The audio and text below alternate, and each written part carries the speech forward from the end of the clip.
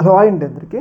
మనందరికీ తెలుసు, మన దేశం మీద పెహల్గామ్లో దాడి చేసిన తర్వాత మన త్రివిధ దళాలు ఏదైతే ఆపరేషన్ సింధూర్ చేపట్టి ఏదైతే పాకిస్తాన్లో ఉన్న దాదాపు 9 ఉగ్రవాద స్థావరాల మీద విరుచుకుపడి, ముఖ్యంగా రఫేల్ విమానాలతో విరుచుకుపడి ఎలాంటి నష్టం లేకుండా సేఫ్గా మన దేశంలో ల్యాండ్ అయినాం. కానీ కొంతమంది రాజకీయ నాయకులు మాత్రం ఏదైతే త్రివిధ దళాలని కానీ మన కేంద్ర ప్రభుత్వాన్ని కానీ కొన్ని విమర్శించాలని చెప్పేసి వాళ్ళు తమ ప్రయత్నాలు అయితే చేస్తూ ఉన్నారనమాట. అందులో భాగంగా రాహుల్ గాంధీ రీసెంట్గా మన విదేశాంగ మంత్రి జయశంకర్కి కొన్ని ప్రశ్నలు అడిగారనమాట.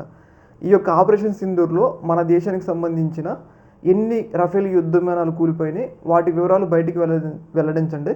ఆ వివరాలు తెలుసుకునే హక్కు అనేది ప్రజలకు ఉంది అని చెప్పేసి రాహుల్ గాంధీ గారు విదేశాంగ మంత్రి జయశంకర్కి కొన్ని ప్రశ్నలు అడిగారనమాట. అయితే ప్రశ్నలు అడగటం మంచిదే, కాకపోతే ఇలాంటి సందర్భంలో అడగటం అనేది మంచిది కాదనమాట. ఎందుకు అంటే ఇప్పుడు ఒకవేళ మన యొక్క ఎయిర్ క్రాఫ్ట్లకి నష్టం జరిగింది అని చెప్పేసి మనం ఒకవేళ ఒప్పుకున్నట్లయితే తర్వాత ఏం జరుగుతుందంటే ప్రపంచవ్యాప్తంగా మన దేశం యొక్క ఎయిర్ ఫోర్స్ యొక్క క్రెడిబిలిటీ అనేది దెబ్బతింటుంది.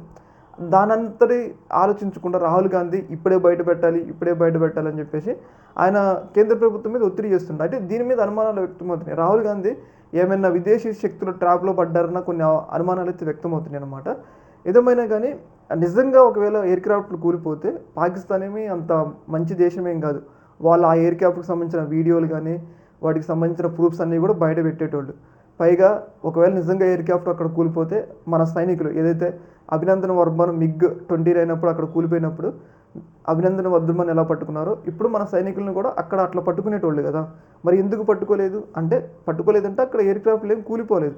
ఇక్కడ క్లియర్గా మనకి కనిపిస్తున్నా కానీ రాహుల్ గాంధీ ఏదో కేంద్ర ప్రభుత్వం మీద మన దేశానికి సంబంధించిన ఎయిర్ ఫోర్స్ మీద ఒత్తిడి తీసుకురావడం కోసం ఇలా చేస్తుందని చెప్పేసి మనకైతే క్లియర్గా అర్థమవుతుంది.